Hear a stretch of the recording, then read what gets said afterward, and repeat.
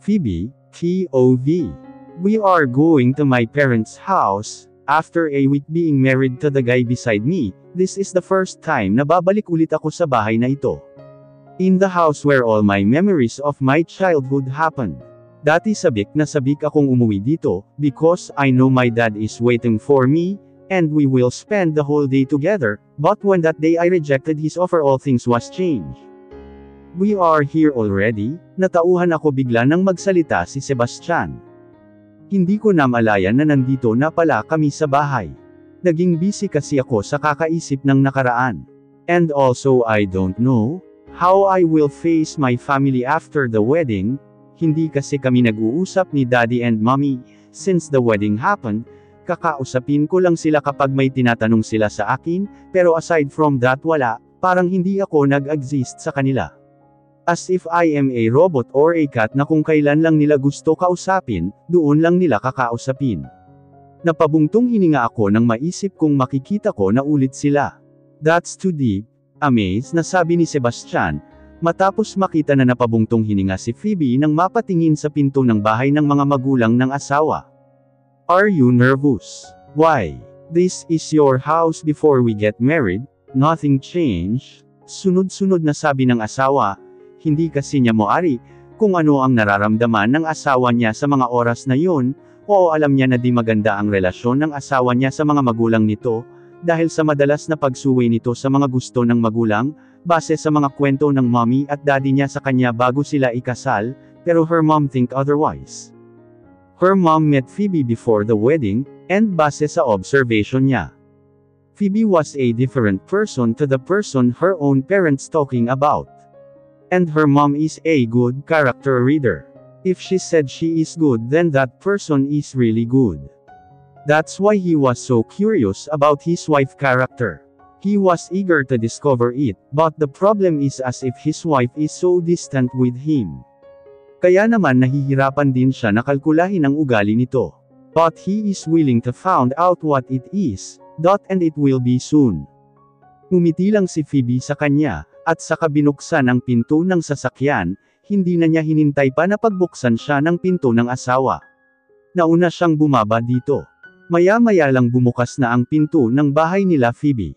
Iniluwa ang kanyang mga magulang nang nakangiti. Alam niyang kaya lang naman nakangiti ang mga ito, dahil sa asawa niya, kung maiba-iba lang ang sitwasyon, nang kasyang pagbuksan ng pinto. Welcome home iha. Bati ng mommy niya sa kanya. Sabay halik sa pisngi, I miss you sweetie, malambing pang sabi nito. Anong nakain ni mommy at tinawag niya akong, sweetie, tawag sa akin dati yan nila ni daddy. Welcome home eho, nagbeso sila ng asawa ko. Si daddy nakatingin lang sa amin. Good evening sir, ma'am, formal na bati ng asawa ko sa akin. Diba sabi ko sa iyo mommy at daddy, na ang tawag mo sa amin since asawa ka na ni Phoebe. Phoebe hindi ka ba hahalik sa daddy mo? Nakangiting sabi ni mommy sa akin, pero yung mga tingin niya may kasamang warning look. Dad alang ang tawag ko kay daddy, humalik din ako sa pisngi niya, pero siya deadma lang. Let's come inside, your brothers and sister-in-laws are already at the dining table, kayo na lang naman ang hinihintay, let's start the dinner now, sabi ng daddy ni Phoebe. He ignored Phoebe like that, at hindi nakalampas iyon sa mga mata ni Sebastian. Sa dining room nandoon na nga ang dalawang kapatid na lalaki ni Phoebe, si Kyle ang panganay nila kasama ang asawa na si Zebra. At ang kuya Brady niya na kasama ang asawa niya na si Mandy. Na-miss niya ang mga kuya niya, pero saglit lang sila nagkamustahan, dahil nagsabi na ang daddy nila na ihahain na ang hapunan nila. Until now little sister I can't believe na may asawa ka na, masayang sabi ng kuya Kyle niya. Close sila dati ng kuya Kyle niya kumpara sa kuya Brady niya, kahit papano nasasabihan niya ng problema ang kuya Kyle niya, pero katulad din ng daddy niya nagbago din ito after niya i-reject ang offer ng daddy niya. Hindi ka naman ba binibigyan ng sakit sa ulo nitong anak namin Sebastian? Tanong ni mommy kay Sebastian. Kailangan ba talaga itanong niya iyon sa asawa ko? Napa-straight tuloy ako ng upo, naibaba ko yun kamay ko sa upuan, bigla naman may humawak ng kamay ko at pinisil iyon. Napatingin ako at nakita ko ang kamay ni Sebastian na hawak ang kamay ko, tapos napatingin ako sa kanya, di siya nakatingin sa akin. Nakatingin siya ng straight kay mommy. She didn't give me any problem. Wala po kayong dapat ipag-alala, everything is fine, nakangiting sabi ni Sebastian sa biyenan na babae. Parang napaka-awkward naman, na itanong sa kanya ang tanong na iyon, parang maliit na bata kasi kinumusta sa kanya, hindi ang asawa niya. Alam niyang hindi nagustuhan ng asawa niya ang tanong ng ina, kaya naman hinawakan niya ang kamay nito, para ipahiwatig sa kanya na okay lang ang lahat. I'm glad to hear that she is behaving good, segunda naman ng daddy niya. Like I said, we are fine, and I believe that whatever happened to her, I am no responsible to her. Hawak pa rin ni Sebastian ang kamay ng asawa, habang kausap ang mga magulang nito. Habang ang asawa tahimik lang, hindi na ito kumakain, pinaglalaroan na lang nito ang kinakain. Yeah, I know that. I know you, Sebastian, since you are a child, and I know your parents are very proud of you. Kaya nga hindi ako nagdalawang isip na ipakasal sa'yo si Phoebe. I know you can tame her, seryosong sabi ni Daddy. Hindi ko gusto ang mga naririnig ko, kung magsalita sila parang wala ako sa harap nila, hindi na dapat nila sinasabi sa asawa ko yun. He will tame me. Bakit napaka-wild ko na ba, ganun na ba ako kasama sa kanila? Ganun na ba ako kahirap i-handle? Mga magulang ko ba sila? Kung makapagsalita sila parang hindi dapat ba nila akong ilagay sa sitwasyon na di ako comfortable? Phoebe, ano na pinagkakaabalahan mo ngayon? Biglang tanong ni Ate Zebra. I know she asked that, para may ba ang usapan, kasi yung tingin niya sa akin ngiting it's okay, just ignore them. Close kami ni Ate Zebra, same school kasi kami nung college sa UP din siya nag-graduate, at doon ko siya nakilala. We are not same course, pero mahilig din siya sa photography, kaya nagkasundo kami agad. Minsan nga parang siya pa ang kapatid ko, kesa sa dalawa kong kapatid, minsan iniisip ko na lang kasi, parehas kaming babae, kaya mabilis kaming nagkakasundo, unlike ng mga kapatid ko na parehong lalaki. I'm busy with the studio, ate. Elite Magazine hire me for taking off photo of their cover topic next month. Napilitan akong ngumiti habang sinasabi ko yun. That's good. I know it's a big project. Elite Magazine only covers stories that are for the high society, sabi ni Kuya Kyle niya. Nakisali na rin ito sa kwentuhan nila ng Ate Zebra niya. That's an achievement. Ngayon pa lang alam kung magiging successful yan. I'm proud of you, Phoebe, masayang sabi ni Ate Zebra. Sana tulad ka din nila mommy at daddy, matanggap na nila ang gusto ko, kung saan ako masaya, sana bumalik na yung dati. Wala pang nangyayari, Zebra iha, hindi pa nagagawa ni Phoebe ang photoshoot, kaya huwag muna tayo mag-expect. Kontra naman agad ni mommy sa usapan namin. Basag trip din si mommy, imbes na mag-agree siya sa sinabi ni Ate Zebra, kinokontra pa niya, yung totoo nanay ko ba talaga siya? I hope you will not make mistake on that one. Kilala ko ang may-ari ng Elite Magazine, Phoebe, and he is a good business partner and a friend, seryosong sabi ni Daddy, while looking at me without any smile. Si Sebastian tahimik lang sa tabi ko, hawak pa rin niya ang kamay ko. I hope hindi ka gagawa ng isang bagay na ikakasira ng apelyido ko, after all everyone knew you as my daughter. Dagdag pa ni Daddy. That's it, that's reached my limit. Grabe sila sa akin. Imbes na maging proud at suportahan nila ako, ito pa ang sasabihin nila. Your dad is right, sana hindi ka gumawa ng bagay na ikakasira ng pangalan ng pamilya namin. Pangalang matagal na inalagaan ng daddy mo, dinagdagan pa ni mommy ang nararamdaman kung sama ng loob sa kanila. Don't worry mom, dad, I will not do crazy things ruin your precious name, may diin na sabi ko sa kanila. I'll do my best para hindi kayo mapahiya sa ibang tao nang dahil sa akin. I won't promise but I will try my best. Hindi ko kasi ugali ang mga ako tapos hindi tutuperan, sabay tingin ko kay daddy. Daddy promised to me that he will do anything, para lang maging masaya ako.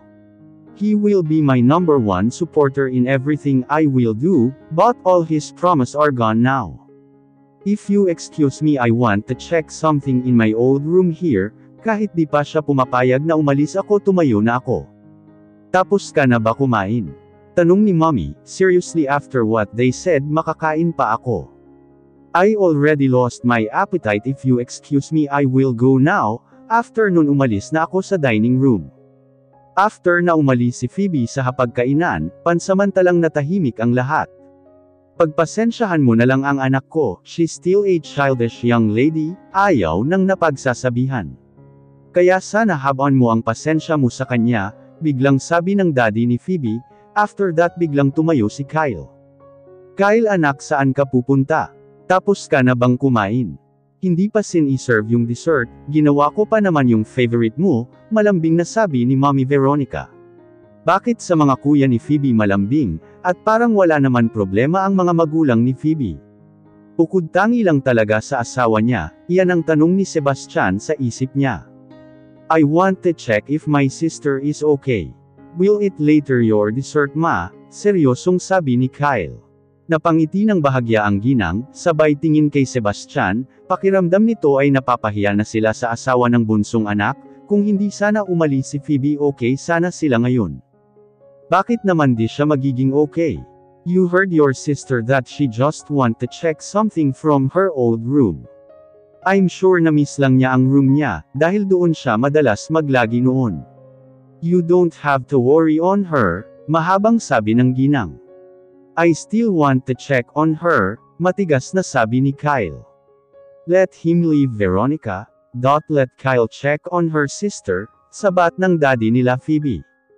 Kaya naman umalis na si Kyle, matapos payagan ng ama, sinabihan lang ang asawa na titignan ang kapatid, na naintindihan naman ng huli.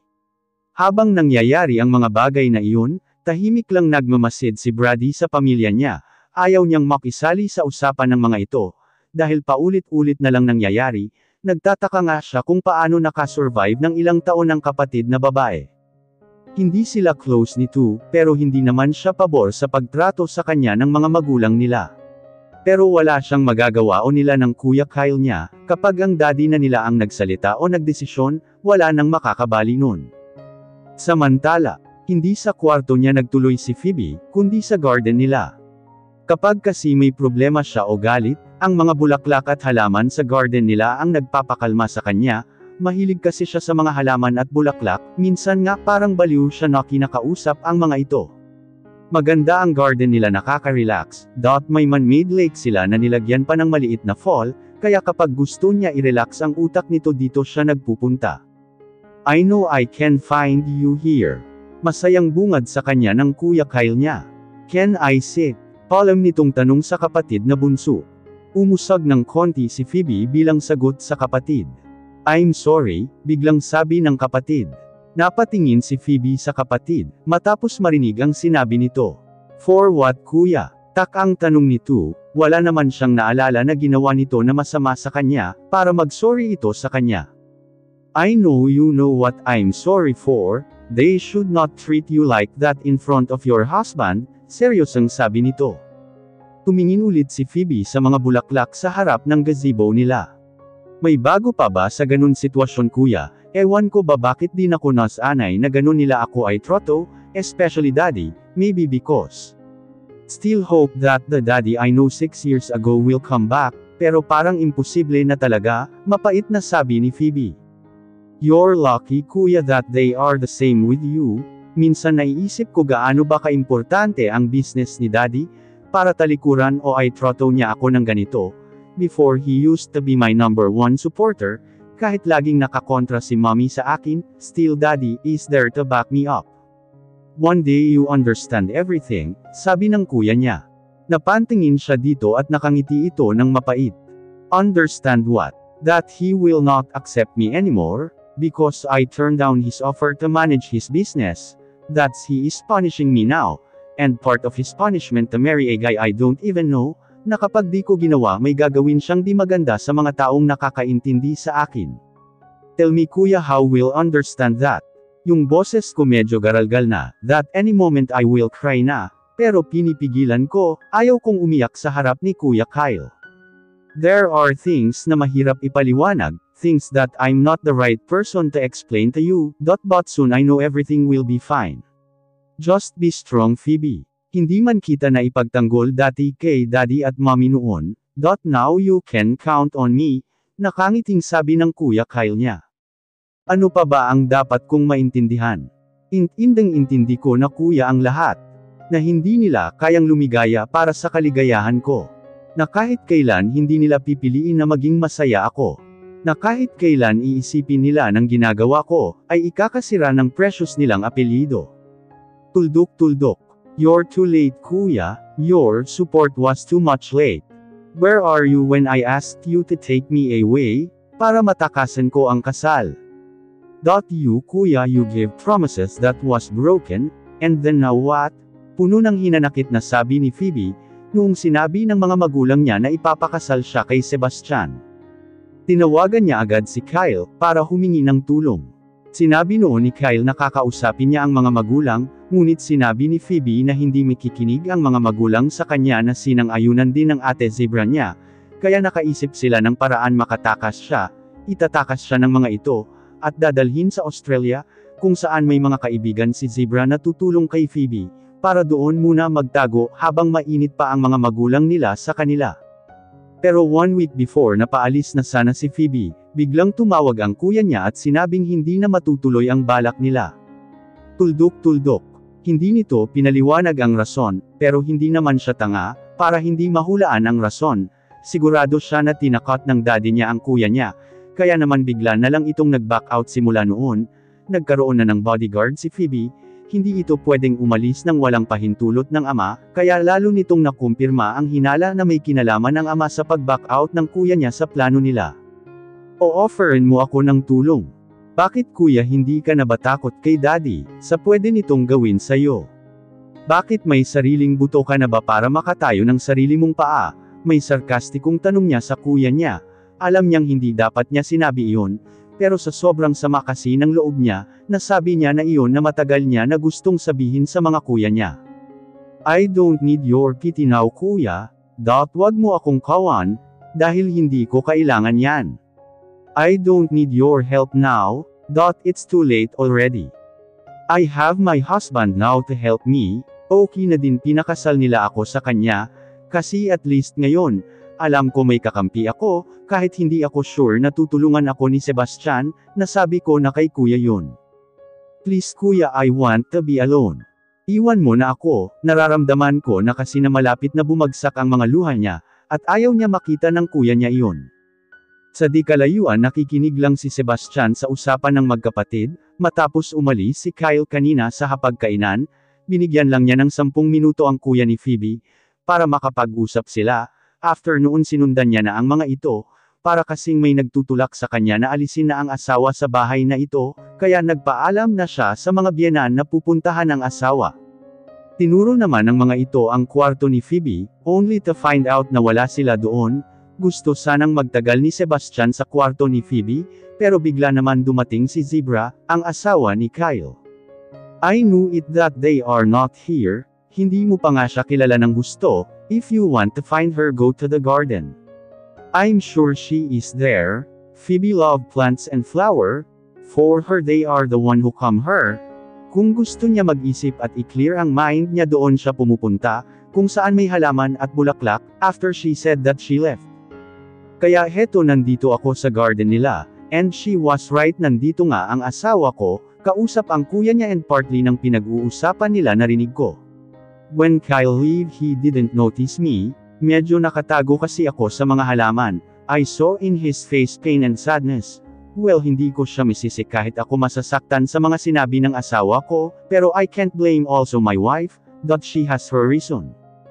I noticed that her shoulder is shaking, I know that she is crying now. Kaya naman lumapit na ako sa kanya. Kuya I said I want to be alone, she wiped her tears with her hand, while telling that without looking to the person she is talking to. I know she don't want her brother to saw her, that she is crying. I gave her my handkerchief. She looked first on the handkerchief and then she looked at me, nagulat pa siya noon una pero kinuha din niya ang panyo, at pinunasan ang mga luha niya. Are we gonna leave now? Garalgal pa rin ang boses ni Phoebe, nang tanungin ang asawa. Hindi niya inakala na makikita siya ng asawa sa ganun hitsura na umuyak. No, let's stay for a while here. I heard that this is your favorite place, Pilit pinapagaan ni Sebastian ang sitwasyon para mawala ang lungkot at sakit na nararamdaman ng asawa, siya kasi ang nahihirapan sa nakikita niya. Yes, this is. It's give me peace of mind na wawala ang lahat ng iniisip ko. Kapag nandito ako, as if I'm in a different dimension, medyo nagiging okay na siya. Care to share what really happened? I want to know why they treat you like that. I know they are wrong about you. My mom told me that you're a different person, to the person that she is hearing that you, and my mom never had a mistake in judging people's character. Gusto ni Sebastian na maging komportable ang asawa sa kanya, gusto niya malaman ang puno at dulo ng lahat ng ito. Are you really sure you want to know? Yes, I'm willing to listen. My dad is not like that. Before we used to be really okay. I was a daddy's girl before, mas madalas ko pang kasama si daddy kesa kay mommy. My dad is my best friend, supporter, protector when I was in high school.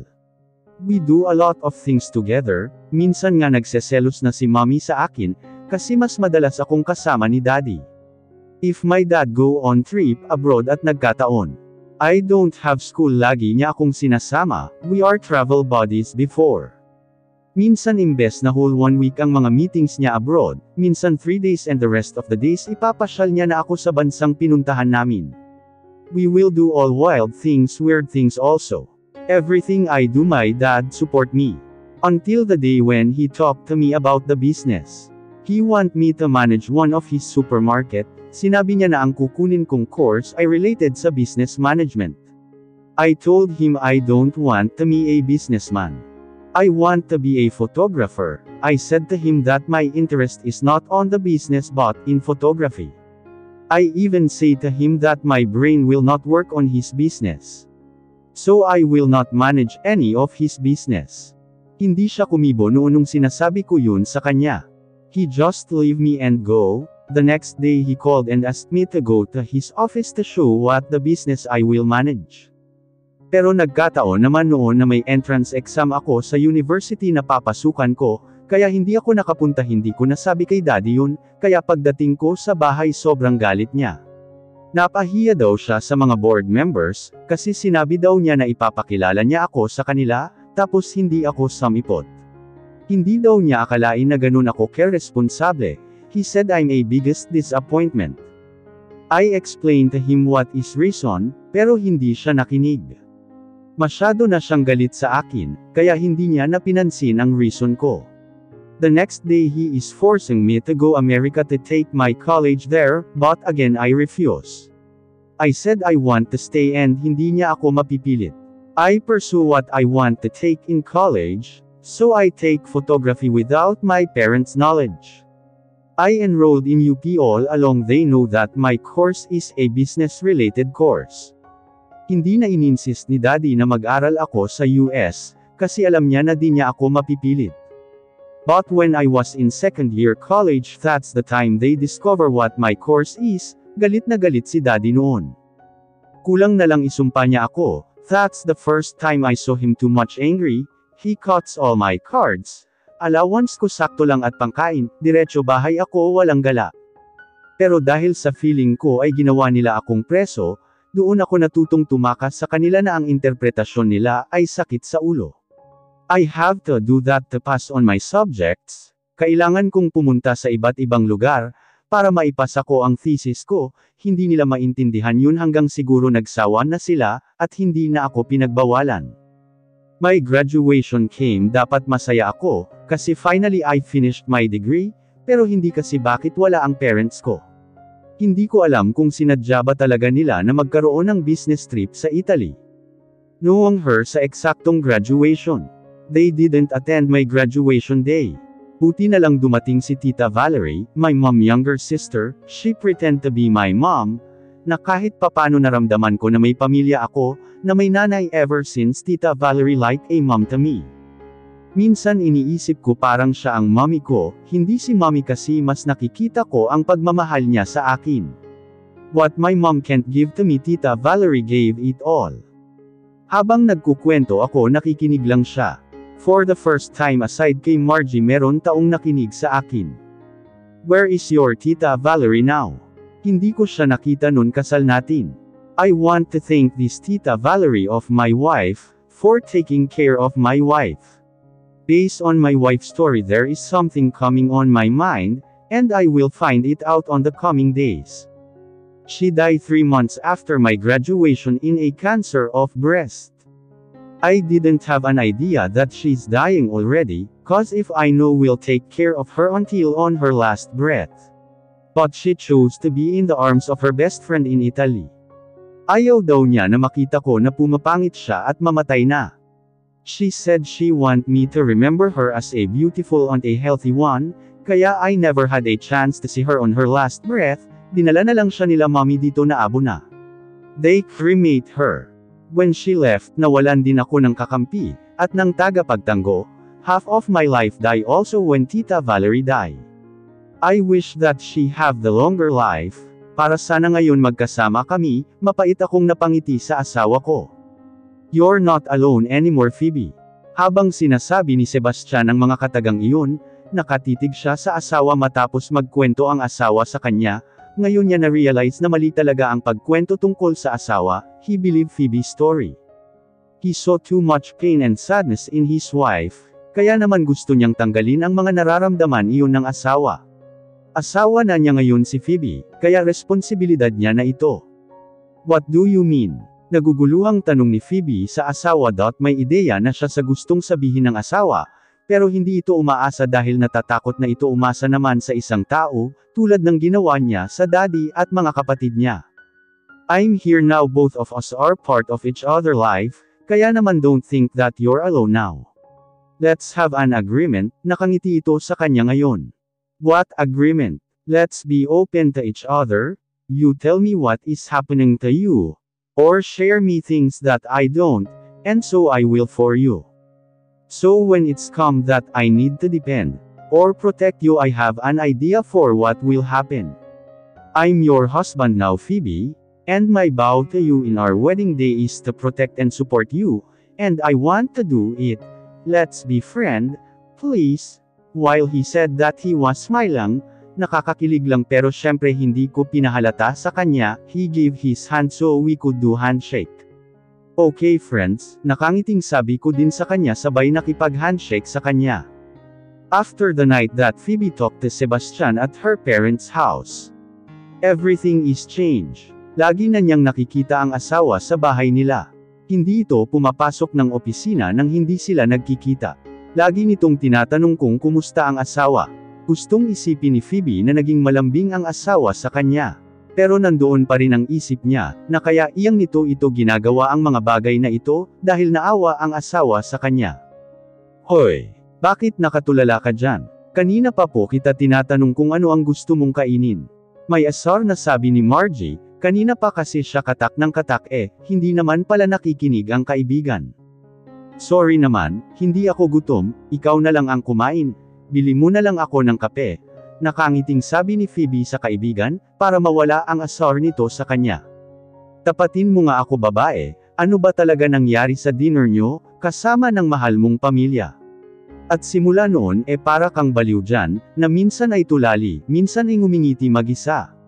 Di mo na ba kinaya ang kagaspangan ng mami mo, at yan na ang epekto sa'yo, Mataray na sabi ni Margie. Kung makalait siya sa mami ko wagas nanay ko pa rin yun, kaya konting preno lang po, seryosong sabi niya, kahit kasi ganun ang mami niya sa kanya, nirerespeto niya pa rin ito. Okay sorry na mahal na prinsesa, may sarcastic na turan ni Margie. Sebastian offered a friendship to me, and he changed since we talked about my situation with my family. Friendship? Ano nagbabato ka na ngayon o kayong dalawa ng asawa mo, napalakas yung boses ni Margie. Ano full volume lang, lower your voice. Kasi naman saan nakuha ng asawa mo ang friendship kuno? Ineng mag-asawa na kayo, just reminding you, hindi kayo nagliligawan lang, ang sakit nyo sa lungs. Napaupo tuloy si Margie sa harap ng table ni Phoebe, nasa opisina sila ni Phoebe ngayon sa photo studio ng kaibigan. You know that we are not like the usual married couple, kaya naman magandang start yung maging magkaibigan kami, at eventually kung talaga destiny will allow fall in love with each other, nakangiting sabi ni Phoebe sa kaibigan. Oy, may umaasang may mai-inlove sa kanya, pang-aasar nito sa best friend. Sa nakikita nito ay unti-unti na nahuhulog ang kaibigan sa asawa nito, hindi pa lang ito napapansin ng kaibigan, ngunit nandoon na sa punto, na may nararamdaman na ito sa asawa, at maligaya ito para sa kaibigan, dahil sa nakikita niya magkakaroon ng bagong sandalan ng kaibigan sa buhay, lalo't na hindi na nito maasahan pa ang mga magulang. I'm not hoping he will fall in love with me, pero I hope na maging okay kami. He is like now a friend to me, na willing makinig sa akin like what you're doing, at least kahit papano aside from you, meron taong nakikinig sa akin, if sama-sama ang loob ko sa mga magulang ko. Asawa, ikaw naman napikan agad. I'm happy for you, CC. Alam mo naman na ito ang pangarap ko sa iyo, na may dumating na taong handa kang pakinggan at tanggapin ka kung ano ka. Maybe Sebastian is that person I'm asking for you.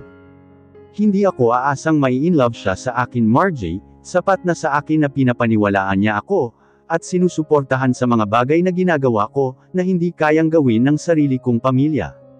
One step at a time, ika nga nila. Hindi naaasa pa si Phoebe na mamahalin siya ng asawa niya. Dahil labis na iyon sa ipinapakitang kabaitan ng asawa ngayon sa lahat ng bagay na ginagawa niya ngayon, ay nakasuporta ito sa kanya.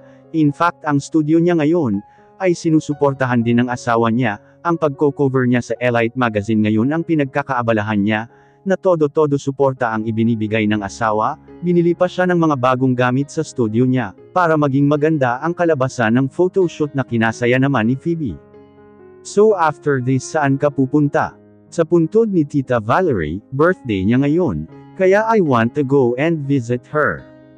Gusto man kitang samahan, may trabaho pa ko, pinuntahan lang kita ngayon para kumustahin. It's okay, Margie, I can manage. Nakangiting sabi ni Phoebe. Samantala sa opisina ni Sebastian, Jameson want to know everything about Valerie Perry. Don't miss anything regarding her, seryosong sabi ni Sebastian sa assistant. May gusto siyang malaman sa buhay ng tita ng asawa. Pagkatapos nilang mag-usap ng asawa sa dati nitong buhay ay may gumugulo na sa isip nito na gusto niyang makampirma. Valerie Perry is the late sister Madam Veronica, your wife's mother. Yes, exactly, she is. I want to see your report on her within 1 week. It's that possible? Just give me 2 days, sir, and you will know the result. Everything you want to know about her. But can I ask a question? Seryoso din ang mukha ni Jameson habang kausap ang amo. I know you will ask why. There are questions in my mind about her, and my wife that I want answers. I will tell you whole story when you have the result. Habang sinasabi niya ito, naiisip ni Sebastian ang asawa. Okay, sir. Walang nililihim si Sebastian kay Jameson, lahat ng tungkol kay Sebastian ay alam ni Jameson. Jameson is not just an assistant, but is like an older brother to Sebastian. Since he was 13 years old, binigay na ng daddy niya si Jameson kay Sebastian, bilang assistant at bodyguard. Jameson is an ex-FBI agent soldier. He was good in his previous job, pero nag-resign ito simula nang may mangyari di maganda sa pamilya nito. Malapit sa mga Davis ang pamilya ni Jameson, kaya simula nang mag-resign ito sa pagiging secret agent, kinuha siya ng mga Davis, para maging assistant ng tagapagmana ng mga ito na si Sebastian. Sir, sorry to disturb you, but the business meeting we are waiting for Dubai has been approved. They want to meet you the day after tomorrow in Dubai, tura ng secretary ni Sebastian na si Shiloh. Okay, cancel all my meeting for a week. I will be flying tomorrow morning to Dubai and will stay there for a week. Book me and my wife an early flight tomorrow. Your wife, sir? Takang tanong ni Shiloh sa boss. Is there any problem with that, Shiloh? Napataas ang kilay ni Sebastian sa pagtatanong ni Shiloh. No, sir, no problem. I will book you an early flight tomorrow together with your wife and Jameson. I will send you later your flight detail if I already book you one, sir. Do you need anything else, sir? Alam ni Shiloh na di nagustuhan ng amo ang pagtatanong niya. Sa tagal niya naninilbihan kay Sebastian, alam niya na ang ugali ng boss. Nothing, just make sure there will be no complication in my schedule. All the cancel meeting will resume when I get back to country. Okay, sir, copy. Matapos nito, umalis na si Shiloh. Go home Jameson, tell my wife to prepare her things for our trip tomorrow sa Dubai, tell her we will stay there for a week. I'm afraid your wife was not at home. Where she is? I check on Jero, she is at her studio, and I think she have other plans to do for today. Let me call her. Kinuha nito ang cellphone at tinawagan ang asawa. Hi. Just want to know if you're okay. Yeah, good. You will go to Tita Valerie. Can I join you so I can finally meet her? Good, wait me there at your studio. I will pick you up. Okay. Bye. Tell Shiloh to cancel my meeting today, and we will go to my wife's studio. Pagkatapos noon tumayo na si Sebastian at nilisan ang opisina nito.